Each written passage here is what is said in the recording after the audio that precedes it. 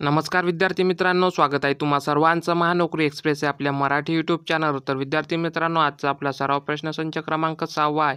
याआधी 5 सराव प्रश्नसंच आणि 2 क्वेश्चन पेपरचे सेट घेतले आहे. ते जर बघितले नसेल तर प्लेलिस्ट बनवली आहे आपल्या चॅनलवर, मुंबई उच्च न्यायालय नागपूर खंडपीठच्या नावाने. त्यावर जाऊन बघून घ्या. तर चला आजच्या व्हिडिओला सुरुवात करूया. त्याआधी चॅनलवर नवीन आला असाल तर चॅनलला लगेच सबस्क्राईब करून ठेवा. अशाच प्रकारचे व्हिडिओ तुमच्यापर्यंत पोहोचत राहतील. तर चला आजचा पहिला प्रश्न असा आहे, सर्वसामान्य प्रौढ व्यक्तीच्या हृदयाचे ठोके दर मिनिटाला किती पडतात? तर ऑप्शन दिलेले आहे: ए 72, बी 82, सी 80, डी 70. तर सर्वसामान्य व्यक्तीच्या हृदयाचे ठोके दर मिनिटाला 72 पडत असतात, म्हणून या प्रश्नाचं बरोबर उत्तर आहे ऑप्शन क्रमांक ए 72. त्यानंतर आहे प्रश्न क्रमांक 2. केंद्र सरकारचा उत्पादनातील राज्य सरकारचा वाटा रिकामी जागा यांच्या शिफारशीनुसार निश्चित केला जातो. ऑप्शन दिलेले आहे: ए नीती आयोग, बी राष्ट्रीय विकास परिषद, सी वित्त आयोग, डी सार्वजनिक लेखा समिती. तर कोणाच्या शिफारशीनुसार निश्चित केला जातो? तर वित्त आयोग यांच्या शिफारशीनुसार निश्चित केला जातो, म्हणून या प्रश्नाचं बरोबर उत्तर होईल ऑप्शन क्रमांक सी वित्त आयोग. त्यानंतर आहे प्रश्न क्रमांक 3. जागतिक पोलिओ दिवस कधी साजरा केला जातो? ऑप्शन दिलेले आहे: A 25 October, B 20 October, C 24 October, D 12 October. तर जागतिक पोलिओ दिवस हा 24 ऑक्टोबर रोजी साजरा केला जातो, म्हणून या प्रश्नाचं बरोबर उत्तर होईल ऑप्शन क्रमांक सी 24 ऑक्टोबर. त्यानंतरचा प्रश्न आहे प्रश्न क्रमांक 4. एकदिवसीय द्विशतक करणारा सर्वात तरुण खेळाडू कोण ठरला आहे? ऑप्शन दिलेले आहे: Rohit Sharma, B Shubman Gill, C Ishan Kishan, D Sachin Tendulkar. तर एकदिवसीय द्विशतक करणारा सर्वात तरुण हा शुभमन गिल ठरला आहे, म्हणून या प्रश्नाचं बरोबर उत्तर होईल ऑप्शन क्रमांक बी शुभमन गिल. त्यानंतर आहे प्रश्न क्रमांक 5. शेती क्षेत्रातील अखंड 24 तास वीज पुरवठा करणारे भारतातील पहिले राज्य कोणते आहे? तर ऑप्शन दिलेले आहे: ए महाराष्ट्र, बी तेलंगणा, सी हरियाणा, डी केरळ. तर अखंड 24 तास वीज पुरवठा करणारं कोणतं राज्य आहे भारतातील पहिलं? ते आहे तेलंगणा, म्हणून या प्रश्नाचं बरोबर उत्तर होईल ऑप्शन क्रमांक बी तेलंगणा. त्यानंतरचा आहे प्रश्न क्रमांक 6. खालीलपैकी कोणती नदी कर्नाटक आणि तामिळनाडू या 2 राज्यामध्ये वाहते? तर ऑप्शन दिलेले आहे: ए कावेरी, बी गोदावरी, सी कृष्णा, डी यांपैकी कोणतीही नाही. तर कर्नाटक आणि तामिळनाडू या 2 राज्यांमध्ये कावेरी नदी वाहते, म्हणून या प्रश्नाचं बरोबर उत्तर होईल ऑप्शन क्रमांक ए कावेरी. त्यानंतरचा प्रश्न आहे 65व्या महाराष्ट्र केसरी 2023चे विजेता कोण बनलेले आहे?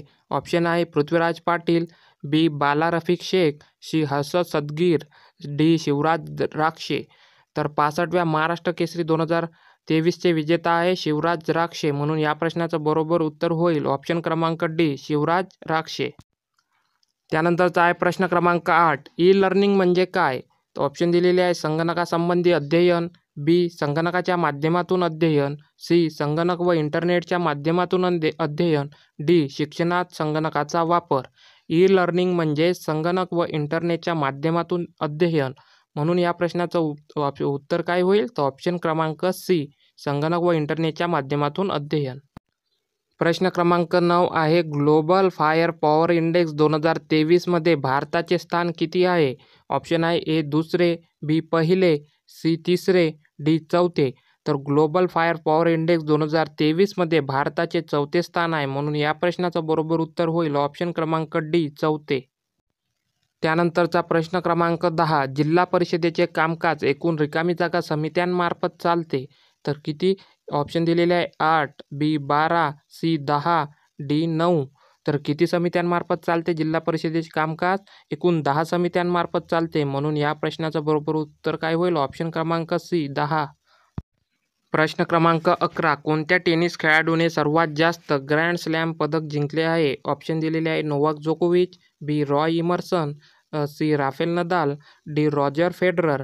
तर कोणत्या टेनिस खेळाडूने सर्वात जास्त ग्रँड स्लॅम पदक जिंकले? नोवाक जोकोविच यांनी जिंकले आहे, म्हणून या प्रश्नाचं बरोबर उत्तर काय होईल? ऑप्शन क्रमांक ए नोवाक जोकोविच.